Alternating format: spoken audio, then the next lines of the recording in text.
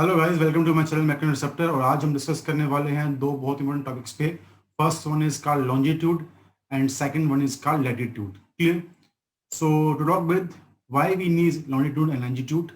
अर्थ पे जितने भी प्लेसेस हैं उनकी पोजीशंस को डिस्क्राइब करने के लिए with respect to the centre of the earth we need some lines. Clear? So we basically have longitude lines and latitude lines. To start with, both of these lines comes under the category of imaginary lines. Clear? तो ये जो lines हैं imaginary lines हैं जिनको हम draw करते हैं just to give the position of the different places और the countries with respect to the center of earth. Clear? To start with, I'm going to discuss about the latitude lines. Clear? तो अगर आपको किसी भी country का या फिर किसी भी प्लेस का अगर आपको जो एंगल है या पोजीशन है अगर वो गिवन है the position of its latitude, तो उससे आप क्या डिस्क्राइब कर सकते हैं? We can simply describe the climate condition कि उस प्लेस का जो क्लाइमेट है वो कैसा होगा, दैट वी कैन जज from the latitude position of the country और the place that we have. Similarly अगर आपको जो एंगल गिवन है, क्लियर, वो गिवन है for the longitude, so from that we can find the value of local time zone or local time zone difference with respect to the GMT. Clear? तो ये दो चीजें आप निकाल सकते हो with latitude and the longitude. तो इस वीडियो में I will be discussing only about latitude part and the next video I will discuss about the longitude. Clear? To start with जितनी भी आपके पास लाइंस जो हैं हॉरिजॉन्टली हम यहाँ पे ड्रॉ कर रहे हैं, क्लियर, all these lines जो हम यहाँ पे ड्रॉ कर रहे हैं, let us suppose all these lines basically are known as lines of latitude. Clear? So ये आपके पास सारी लाइंस जो हैं वो क्या हैं? Lines of latitude. और जो लाइन इसके सेंटर से पास कर रही है उसको हम क्या बोलते हैं? This one, this line basically is known as what? It is known as equator line, where the angle we assume is 0 degree. So this basically is my reference line. Clear? With respect to that, I'm going to draw lines. Clear? And that basically is in two parts. जो इसकी ऊपर वाला portion है equator के 0 degree के ऊपर वाला portion है, ये सारा part, this basically is the part of northern hemisphere. And at the end of it, at the top, we have a north pole at this point at 90 degree. And at the bottom part, this entire portion जो equator से नीचे आ रहा है, this basically represents the southern hemisphere. And at the end of it we have a south pole that is again at 90 degree. Clear? So overall how many lines I am drawing? तो competition में question बहुत बार आता है कि how many lines are there for the lines of latitude. तो अगर मैं lines की बात करूं, clear, there are 90 lines above the 0 degree equator and there are 90 lines below the 0 degree equator. Clear? So total number of lines की अगर मैं बात करूं, total number of latitude lines,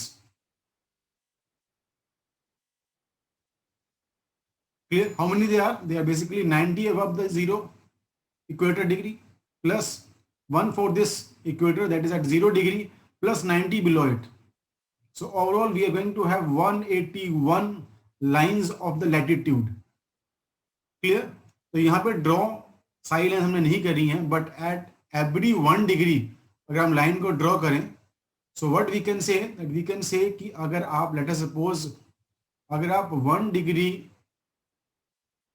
north से मूव करेंगे towards the 2 degree north on the lines of latitude, तो हम approximately 111 kilometre का डिस्टेंस जो है वो कवर करते हैं।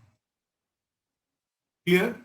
इट मीन्स अगर आप 1 डिग्री जाओगे टुवर्ड्स द नॉर्दर्न हेमिस्फीयर तो आप 111 किलोमीटर का डिस्टेंस जो है वो कवर करते हो। Similarly towards the southern hemisphere also. So for every 1 degree, the distance covered will be around 1111 kilometer. Clear? And one more thing about that point is कि कोई कंट्री कितनी गर्म है या यहाँ पे जो टेम्परेचर है वो ज्यादा होगा या फिर कम होगा, that depends upon the position of that country or that place with respect to the equator. Clear? So everything depends upon the position with respect to the equator. Clear? So if a place is very close to the equator, वहां पे जब का temperature है वो हमेशा क्या रहेगा? High रहेगा। And if we move away from the equator, आपका जो टेम्परेचर है वो क्या कर जाएगा, वहां पे डिक्रीज कर जाएगा। इट मीन्स वहां पे क्या रहेगा, कोल्ड रहेगा। क्लियर? फॉर एग्जाम्पल आपको मैं सिंपल एग्जाम्पल देता हूँ। Let us suppose I am in Chandigarh right now. Clear? Chandigarh की जो पोजीशन है आपके पास, clear, on the northern hemisphere, उसकी पोजीशन क्या है basically, it is 30 degree 30.74 approximately degree north. This is the position of Chandigarh right now.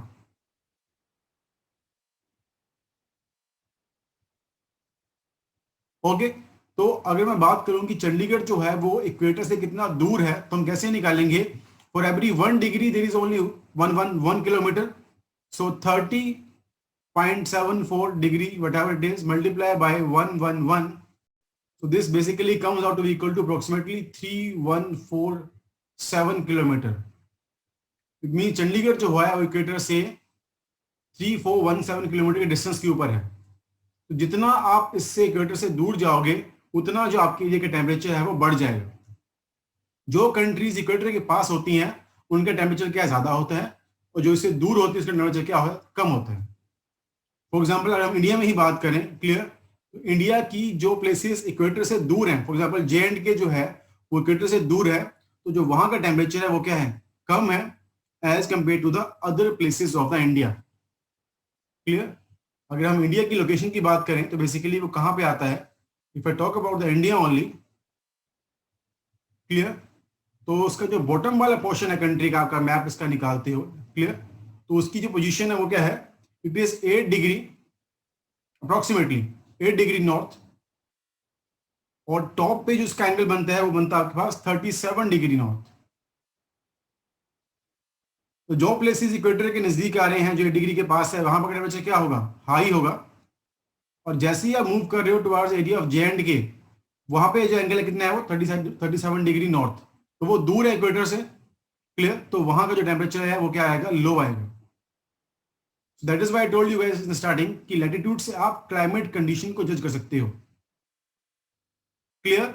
And anywhere on this line, late us suppose I am in this country right now, यहां पे हूं मैं कहीं पे, तो अगर मैं अपनी कंट्री चेंज करता हूं, इस कंट्री से मैं मान लो यहाँ पे किसी प्लेस में आ गया, that is in other country, different country में हूं मैं यहाँ पे, तो इन दोनों ही कंट्रीज में अगर वो सेम लाइन के ऊपर है तो उनका जो डिस्टेंस आया इक्वेटर से वो क्या है, सेम आया। It means both the countries are going to have the same temperature condition in them.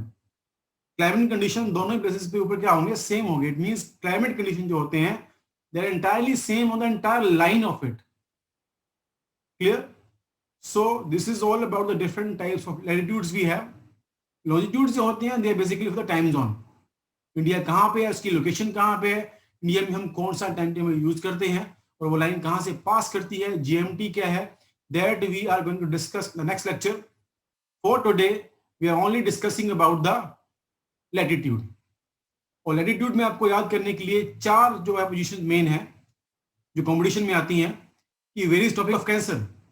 Tropic of cancer की जो आपके पास पोजीशन है वो क्या है, 23.5 डिग्री नॉर्थ है, एंड ट्रॉपिक ऑफ कैप्रिकॉर्न जो है वो है 23.5 डिग्री साउथ में है। सिमिलरली आर्टिक सर्कल जो आपके पास है वो क्या है, 66.5 डिग्री नॉर्थ में आएगा आपके पास, एंड अंटार्कटिक सर्कल आपके पास जो आएगा वो कहां पे आएगा, 66.5 डिग्री साउथ में। तो ये 4 पोजीशन जो है बहुत इंपॉर्टेंट है, and these are poles at 90 degree and 90 degree. Clear? So equator 0 पे आ गया, over it we have northern hemisphere, below it we have southern hemisphere. Okay, so that is it from my side from today. Clear? In the next lecture we will discuss about the longitude part of it, and please guys, if you like the video, please comment on the video, please share the video with your friends, and please subscribe my channel, that is Magnetoceptor. Need your support. Thank you very much.